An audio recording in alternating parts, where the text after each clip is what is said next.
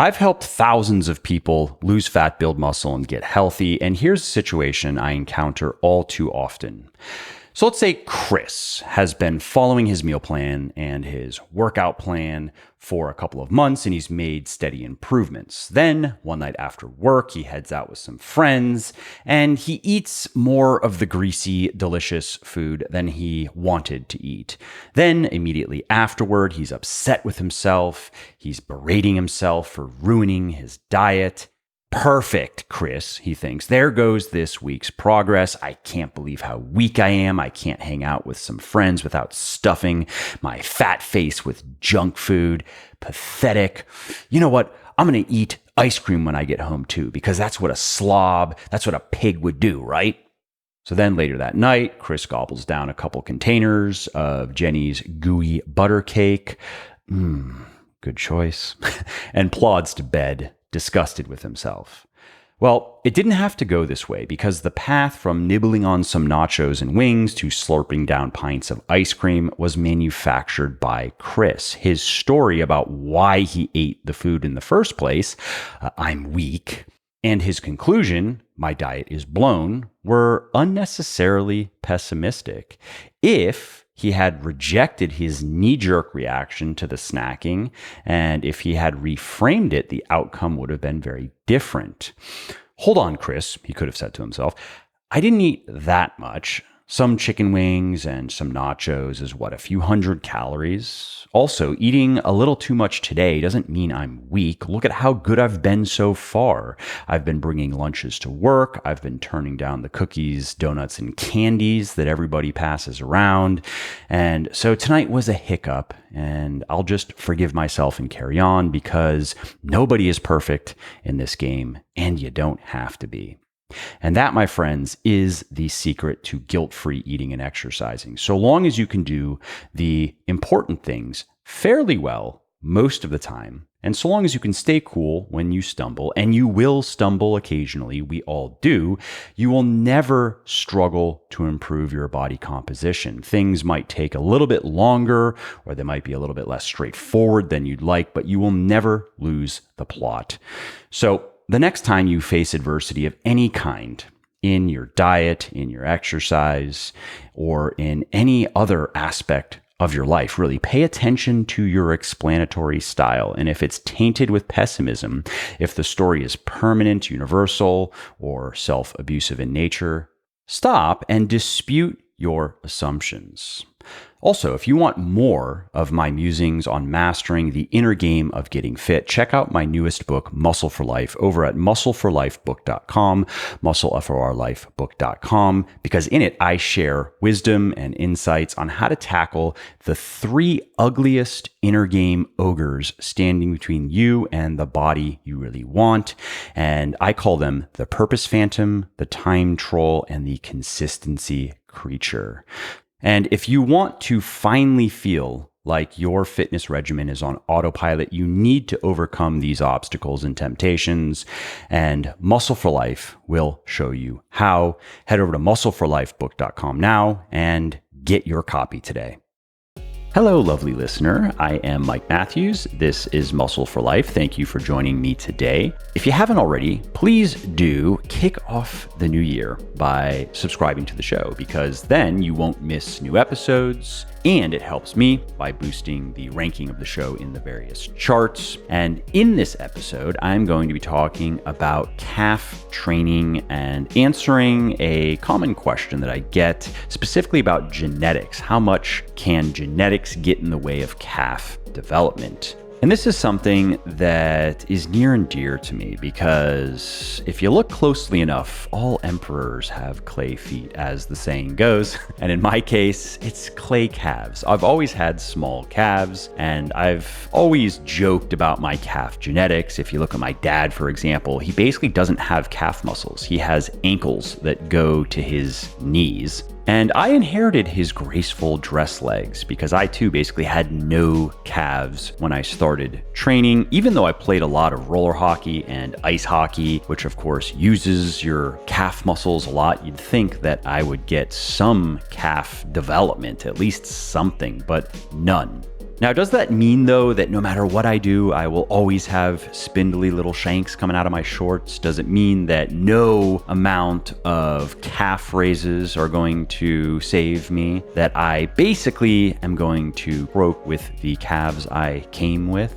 Well, that is going to be the topic of today's episode because more and more research is showing that the bad calf genetics theory is more wrong than right. Calf size is not an immutable aspect of your body. It's not your height. It's not your eye color. Most studies show that the reason many people struggle to build bigger calves isn't because of inferior DNA, but inferior workout programming, something that they can quickly and easily change for immediately better results.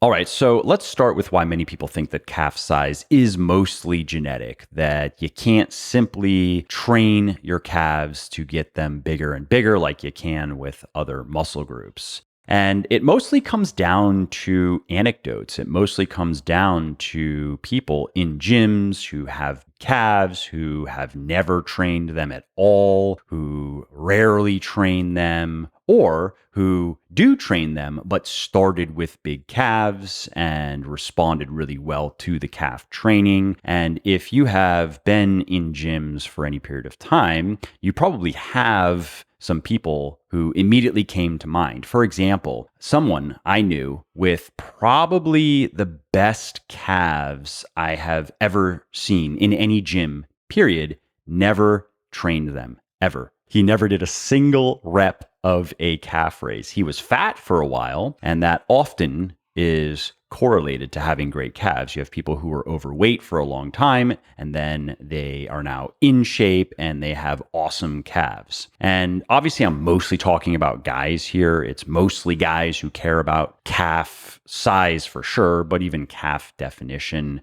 But the observations and the information I'm going to share in this podcast, they do apply equally to women. It's just when I hear about calf size from women, it's usually women who are asking how they can get smaller calves because they don't like how big their calves are, or they are asking how to not get big calves like some of the women they see in the gym.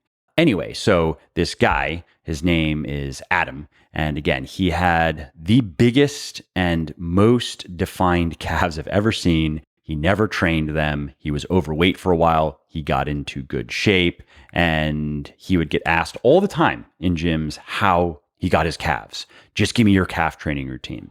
And so there are a lot of other Adams out there, again, who have never trained calves or who rarely train calves and who have great calves. And so then many people have concluded it must be genetic, because if you look at my calves compared to Adam's calves, my calves look literally half the size. The amount of mass is at least 1/2 of his. And I train calves a couple of times per week. And again, when a lot of people see these things, then they reasonably conclude that genetics must be a major, if not determining factor in how big your calves can get. And as with most myths, there is a kernel of truth there, because we all have strengths and weaknesses, genetic strengths and weaknesses, in terms of how our individual muscle groups respond to training. So in my case, my chest and biceps always responded well to training. They grew fairly quickly, whereas my calves have not responded well to training. My lats have not responded well to training. My shoulders have not responded particularly well to training, although that's the case with most natural weightlifters.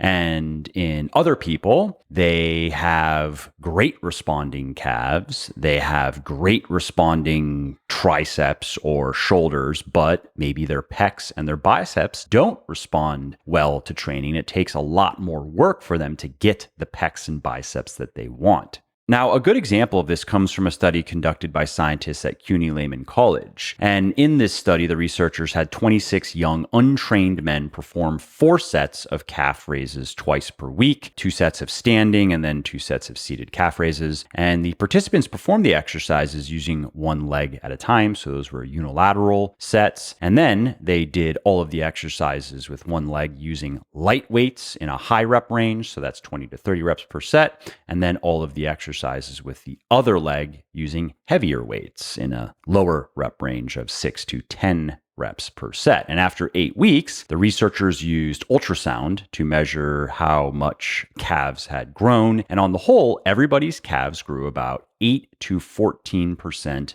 bigger than they were at the beginning of the experiment. So there was nobody who didn't respond at all, which is what many people think when they hear bad genetics or bad response or a low responding muscle group or a low responding individual. They think little to no response, and that's never the case. In fact, the outcome of this study is very similar to the outcomes of other studies that have looked at other muscle groups, meaning that when you look at the entire spectrum of response to resistance training, it is common to see that the lowest responder gains about half of the size of the highest responder, and that most people are somewhere in the middle. Now, there is more to be learned from this calf training study, though. There is another bit of interesting information that has practical value, and that is that there were large differences in how the participants responded to the different rep ranges that were used. So what the researchers found is that for some people, the high rep training led to more muscle growth, whereas for others, the low rep training better. And then for some, it didn't seem to matter. Their calves grew equally well regardless of what rep range they used. So if your calves are not growing, it's probably not because you are star-crossed by lousy genetics. Instead, it might be partially because you're not using the right rep range for optimizing your calf growth.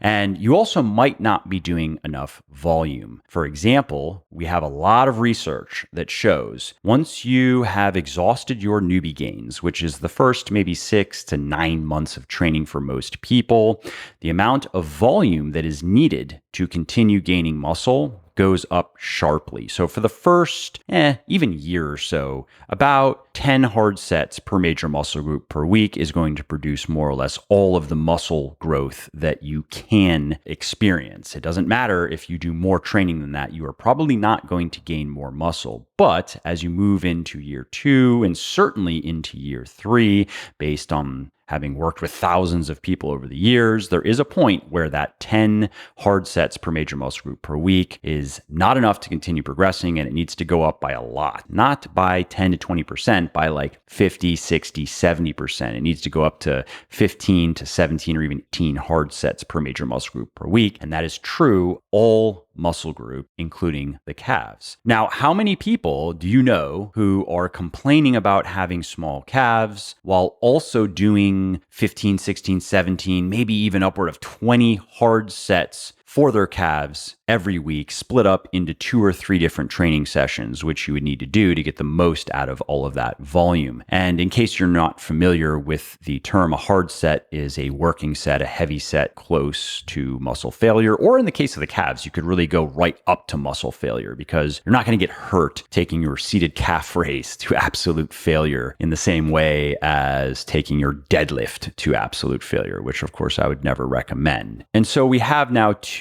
key factors for growing calves, and that is doing enough volume. Do not think that 4, 6 hard sets per week is enough to make much progress. And I can attest to that firsthand. I've been doing 8, 10 hard sets per week for my calves for the last couple of years, and they have progressed, but it's slow. I know it could be faster if I spent time on them, but I simply don't want to because I'm already in the gym as much as I would like to be in the gym. And I think I've reached a point where my calves are not inappropriately small. They are not a strength in my physique, but I don't care. I'll just keep plodding away with my current routine and keep gaining maybe a 1/2 of an inch or 3/4 of an inch per year.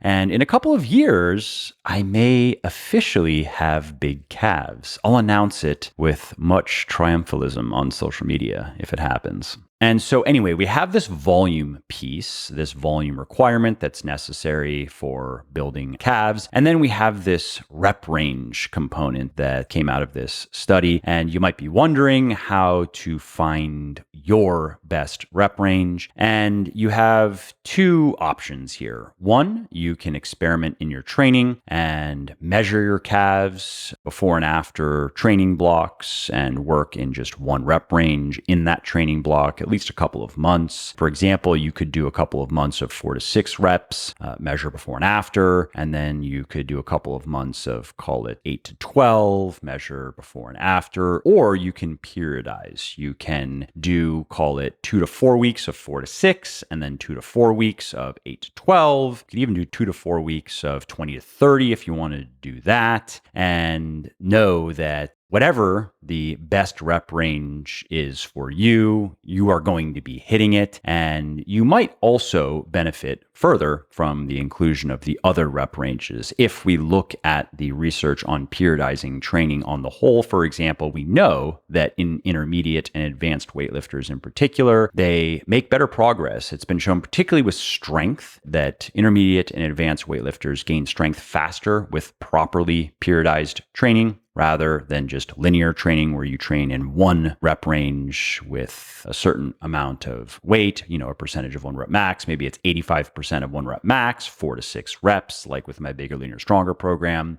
We know that that can work really well for a while, but eventually adding other rep ranges into the mix produces even better results, and particularly strength. And we know that as we get more experienced, the relationship between strength and size becomes even stronger, meaning that the most reliable way to get bigger as an intermediate or advanced weightlifter is to get stronger. And for women listening, if you don't think of it in those terms, if you don't think of getting quote unquote bigger, you could think of getting more muscle definition. If you want to continue to develop your muscles, you want to continue getting stronger. And so if we know that periodized training tends to result in more strength gain in intermediate and advanced weightlifters, it's fair to assume it's also going to produce more muscle growth. Okay, that's it for rep ranges. Let's now talk about a couple of other things that can help you grow your calves faster. And one is to do straight and bent knee calf exercises, because the calves are made up of two powerful muscles. You have the gastrocnemius and you have the soleus, and both of these muscles work together to flex the ankle, to point your toes, but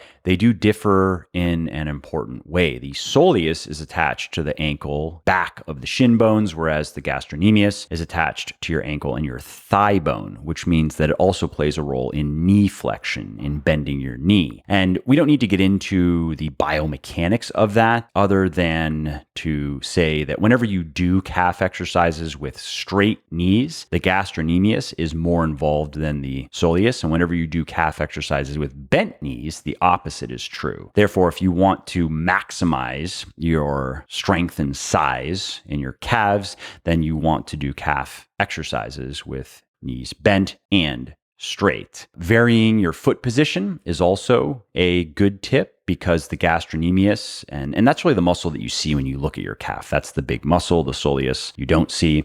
That is a deeper muscle. And the gastrocnemius, it's made up of two heads. You have a medial inside head and a lateral or outside head. And multiple studies show that when you perform calf exercises with your feet turned slightly inward, you increase muscle activity in the inside heads of the gastrocnemius. And then when you do the opposite, when you do exercises with your feet turned slightly outward, you increase muscle activity in the outside heads. And while measuring muscle activation is not the same as measuring muscle tension, and muscle tension is what drives muscle growth, not necessarily muscle activation. Research shows that muscle activation is a decent proxy for how effective an exercise is. It is a decent proxy for determining how much it is training that muscle. And so all of that is to say that you just want to alternate the position of your toes. You want to do some sets with your toes pointed outward, no more than 45 degrees. It could be 20 to 30 degrees is probably a fair amount. And then you want to do some of the sets with your toes pointed inward, and then some of the sets with your toes pointing straight ahead. So if you were doing, let's say, 3 sets of the leg press calf raise, that's a great straight leg exercise, then maybe you do do those with your toes inward. And then if you're going to move on to 3 sets of a seated calf raise, a machine, maybe do those sets outward. And then if you were going to finish with a few sets of the standing dumbbell single leg calf raise, you could do those with your toes pointing straight ahead.